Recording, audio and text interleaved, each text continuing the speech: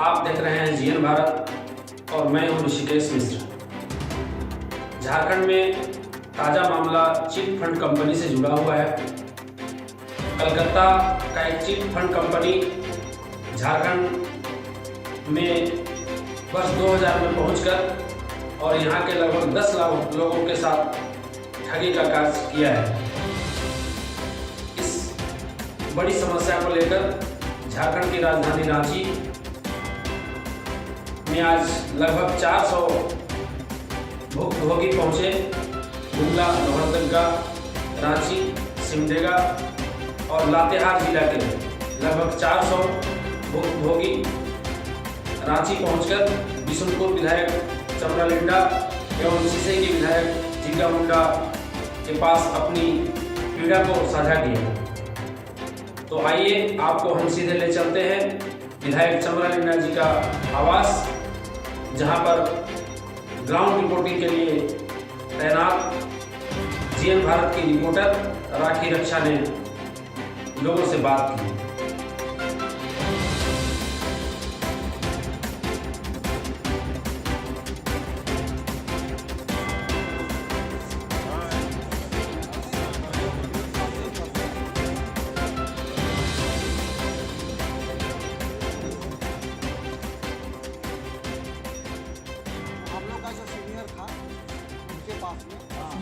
Senior Mahipal Singh ji हैं, तो जमा किया उस समय 3 साल से भी ऊपर हो रहा है।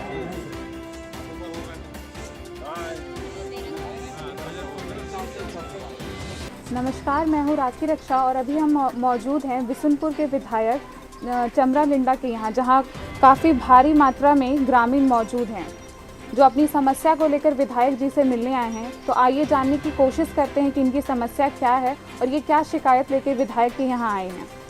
सबसे पहले आप अपना नाम बताइए। चमरू तिर्की। आप लोग सबको यहाँ पे क्यों जमा हुए, क्या कारण है? जी, आज यहाँ हम लोग को जो गरीब गुरबा गांव के थे सबको 2 गुना 4 गुना के नाम से रुपया जमा कराया गया। एजेंट बनाया गया, जितने बेरोजगार थे उनको रोज़गार दिया जा रहा है बोल के एजेंट बनाया गया। उसके बाद जो अपना करीबी को ही करके 4 गुना होगा, इतना होगा शादी ब्याह के लिए, या तो जो भी आपको पढ़ाई के लिए, बाल बच्चों के भविष्य के लिए बचत कीजिएगा, आपका घर द्वार सुधरेगा, इस तरह से सबको बोला गया और सबका रुपया बचत कराया। लेकिन जब पूरा होने लगा उसके बाद में धीरे धीरे जो आने लगे थे बड़ा सीनियर और जो ऊपर से बंगाली आते थे, जैसे चक्रवर्ती, उनका बेटा शुभंकर चक्रवर्ती, ये धीरे धीरे आना यहाँ छोड़ दिए। उसके बाद यहाँ जो भी यहाँ के लीडर थे, 3 लीडर थे यहाँ, जो भीवराव बेड़ो, सिमोन लकड़ा बेड़ो और अशोक सिंह, ये तीनों मिलके यहाँ जितने भी एजेंट थे अपने क्षेत्र में सबको एजेंट बनाए। बनाने के बाद में जितना भी यहाँ के गरीब गुरबा सबको ये लोग बचत कराने लगे। कराने के बाद में जो भी रुपया जब पूरा होने लगा तो धीरे धीरे करके ये लोग दूर भागने लगे। आज ऐसा समय आ गया है कि गरीब गुरबा ऐसा है जो कि आत्महत्या कर रहा है, हर तरह का मरने पर मजबूर है।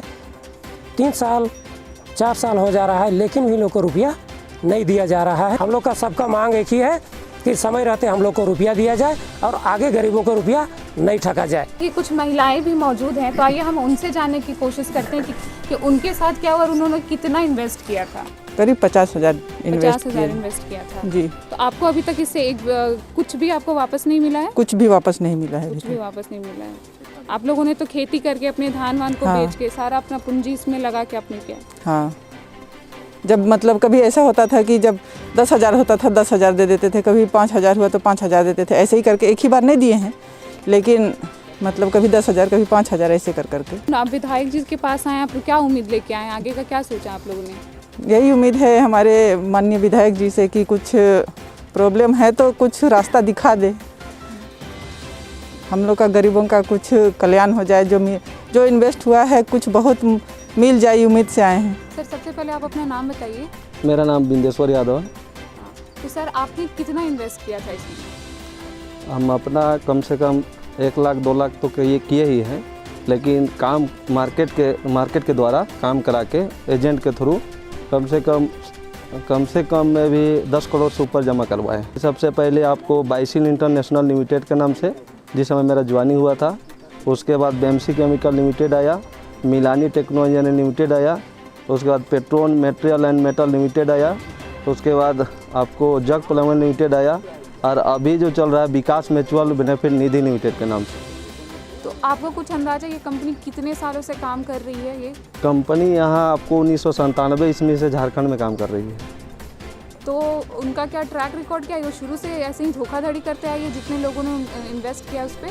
और शुरू से मैडम यहाँ जो भी हुआ पेमेंट के माध्यम से, मतलब कि जो भी पार्टी जमा करते थे उसको हाथ में ही पैसा दिया जाता था और बोला जाता था कि भाई आधा पैसा आपको इन्वेस्ट करना होगा, आधा पैसा आपको दिया जाएगा, और पूर्णतः पूरा रुपया लोगों को रिटर्न कभी नहीं मिला है यहाँ से। बात छुपाया जाता बात छुपाया जाता था। आपको क्या लगता है अंदाजन कि पूरे झारखंड में कितने लोग इनसे जुड़े होंगे?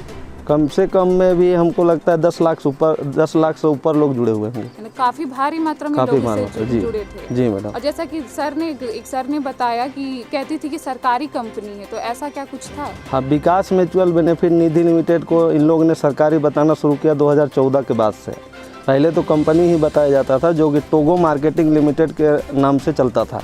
उसी के अंदर में बदल के पैसा लोगों से इन्वेस्ट कराया जाता था, और आपको बाहर से एक आते थे कलकत्ता से एस चक्रवर्ती नाम का, और उनका लड़का आते थे शुभंक चक्रवर्ती, वही लोग आते थे और पैसा हम लोग इकट्ठा करके ले जाते थे, और इनका डायरेक्टर बताया जाता था पृथ्वीपाल सिंह सेठी।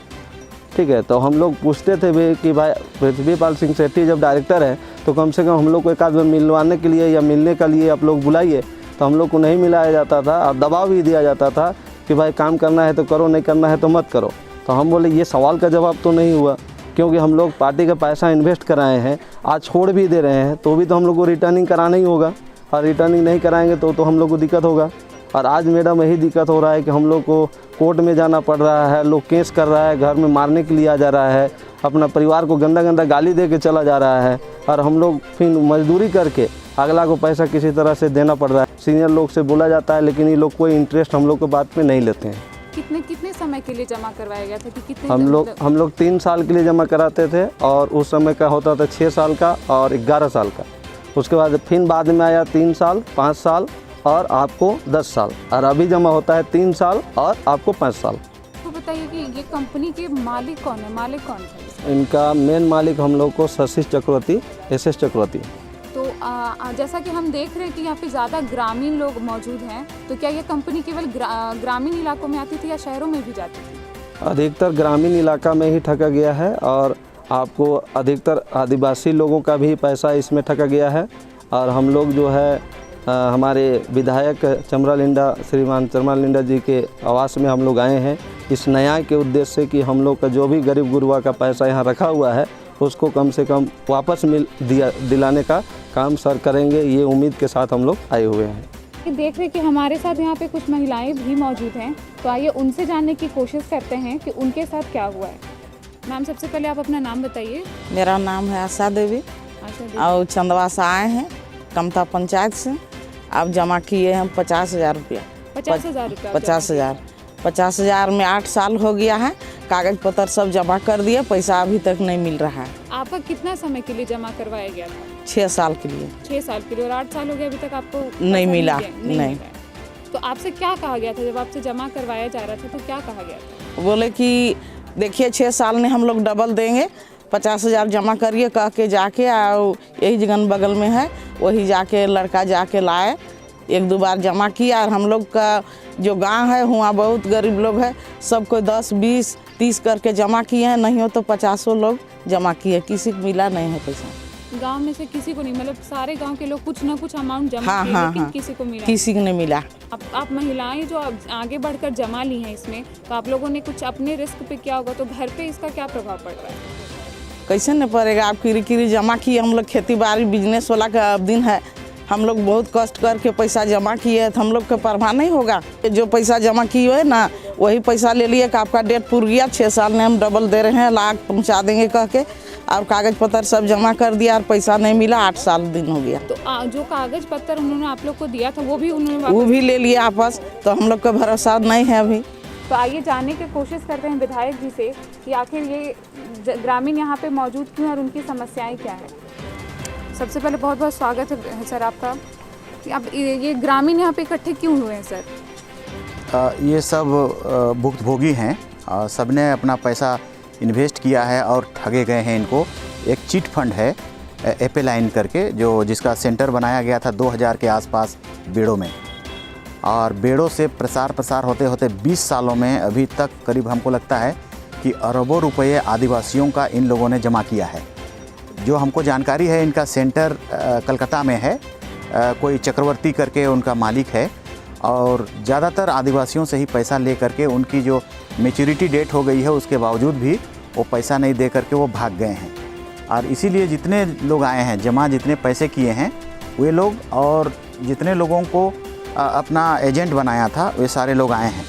इनका कहना है कि अगर हम लोग सभी भुक्तभोगी लोग हैं अगर मिल जाएं तो हज़ारों की संख्या में, मोराबादी मैदान में भी हम लोग अटेंगे नहीं, इतने ज़्यादा संख्या में है। तो चिट फंड को कंट्रोल करने के लिए और चिट फंड को सजा देने के लिए भारत सरकार और राज्य सरकार एक्टिवेट है, और इतना जल्दी, जितना जल्दी हो सकेगा इस पर कार्रवाई किया जाना चाहिए। जो लोग कहाँ पर भी भाग गया, क्योंकि बहुत सारे लोग पैसे ऐसा गबन करके और बाहर के देशों में भी चले गए, इसी तरह से यहाँ भी हुआ है। बल्कि मुझे लगता है कि यहाँ बहुत ज़्यादा पैसों का गबन हुआ है और गरीबों का सारा पैसा कलेक्शन किया गया है। किसी तो टीचर का जो रिटायरमेंट हो गया उसका 45 लाख 46 लाख रुपए सारा गबन कर लिए हैं ये लोग। और इसलिए हम लोग अभी ACB से या झारखंड सरकार से या झारखंड के चीफ सेक्रेटरी से इन लोगों को आइडेंटिफाई करने के लिए रिक्वेस्ट करेंगे, और रिक्वेस्ट करके जितने पैसे इनका है उनके लिए, और जो लोग भागे हैं कौन है इसका मालिक उसको ढूंढने के लिए, उसके ऊपर FIR करने के लिए FIR भी हम लोग करेंगे इन लोगों के ऊपर। और FIR करने के बाद जितना पैसा इनका गया है सबको वापस करेंगे। चूँकि पूरा भारत देश में जो चिट फंड का ऑफिस है खुला हुआ है, और चिट फंड बंद करने का प्रावधान और नियम और कानून बना है। चिट फंड को खोलने का संस्था ही गैरकानूनी है, और इसलिए 20 सालों तक गैरकानूनी रूप से ये लोग इसको चलाते रहें। तो बीच बीच में कहीं ना कहीं इसके कोई एजेंट लोग हैं जो कि इसको बता नहीं पाए या कर नहीं पाए, मगर अब हम लोग इसको सख्ती से निपटेंगे और इसको बंद करवा देंगे। हम लोग सरकार से भी बोलेंगे और इस चीफ सेक्रेटरी से भी बोलेंगे और यहाँ ACB से भी बोलेंगे, कार्रवाई करने के लिए FIR भी करेंगे, और उसके बाद इसका पैसा देने के लिए भी मजबूर करेंगे कि देना पड़ेगा अब जितना जितना हुआ है उसको। और अभी भी काम चल रहा है बेड़ो बैंक में, उसको भी हम लोग बंद करवाने के लिए करेंगे। अब कम से कम बंद हो जाना चाहिए। और वो सारा, क्योंकि हम लोगों को जो जानकारी था, एक बार हम 20 साल पहले भी इसको बंद कराने का कोशिश किया था, तो हम लोगों को भी उन लोगों ने कुछ गलत सूचनाएं दी थी। अभी हमको जो मुख्य रूप से जानकारी मिला है, कुछ एजेंट वहाँ पर गए कि इन लोगों ने कहा था कि मैं पैसा को कुछ कारखानों में इन्वेस्ट करता हूँ। तो कारखाना देखने गए और वो कारखाना है नहीं, वहाँ घास फूस और मैदान बना हुआ है। अर्थात ये पूरे कंप्लीट धोखा है, कंप्लीटली इनको धोखा दिया गया है। ना कोई कारखाना है, ना किसी तरह का इन्वेस्टमेंट है, ना कहीं कोई प्रोडक्टिव कंपनी में ये पैसा इन्वेस्टमेंट है। सिर्फ सीधे वो चक्रवर्ती का पॉकेट में गया है पैसा। और हमें तो लगता है कि इनको जो सर्टिफिकेट दिया गया है वो भी नकली दिया गया है, क्योंकि इनको जो बोला गया है कि सरकार का अप्रूव्ड है, सरकार के द्वारा हम लोग सरकार के कंपनी हैं और उनके द्वारा हमको एक स्वीकृति प्रदान किया गया है, ये भी फॉल्स है। तो जो चिट फंड भी चला तो ये कंप्लीट मेरे ख्याल से फॉल्स पर ही आधारित है, और इसलिए इस पर तुरंत FIR होनी चाहिए। और FIR हम लोग करवाएंगे इन लोगों से जो जिसका पैसा गया है, और एक्शन और इसका इन्वेस्टिगेशन करके कार्रवाई करके जहाँ भी हो, इंग्लैंड में हो, अमेरिका में हो, क्योंकि अरबों रुपया का मामला है यहाँ। गुमला, लोहरदगा, रांची, ये 3 जिला विशेष रूप से हैं जिसमें गांव-गांव तक ये फैले हुए हैं।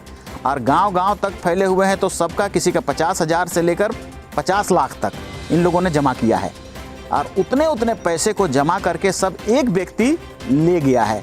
अर्थात ये अरबों रुपया में है।